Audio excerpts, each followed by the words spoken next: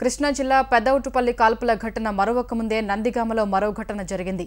చందాపురానికి చెందిన వ్యాపారి బొగ్గవరపు శ్రీశైలవాసుని అతని బంధువు తుపాకీతో కాల్చి చంపాడు. నందిగామలో ట్రాక్టర్ షోరూం నిర్వహిస్తున్న శ్రీశైలవాసుపై ఉన్నం హనుమంతరావు విచక్షణారహితంగా కాల్పులు జరిపాడు. తీవ్రంగా గాయపడ్డ బాధితుడిని ఆసుపత్రికి తరలిస్తుండగా మార్గ మధ్యలో మృతి చెందాడు. వాసు గతంలో చందాపురం సర్పంచ్గా జాతీయ ఉక్కు వినియోగదారుల కమిటీ సభ్యుడిగా కొనసాగాడు. ఈయనకు నందిగామలో tractor showroom, cold storage, petrol బంకులు ఉన్నాయి. ఆర్థిక లావాదేవీలే హత్యకు కారణంగా పోలీసులు గుర్తించారు.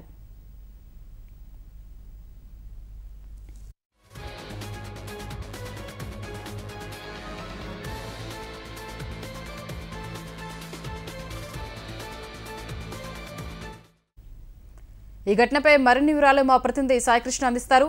సాయికృష్ణ, ఈ హత్యకు కారణం ఏంటి?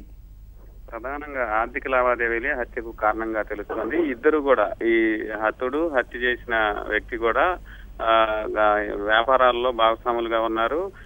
హనుమంతరావు గతంలో సింగపూర్ లో సాఫ్ట్వేర్ ఇంజనీర్ గా పనిచేసి 6 నెలల క్రితం నందిగామ వచ్చాడు.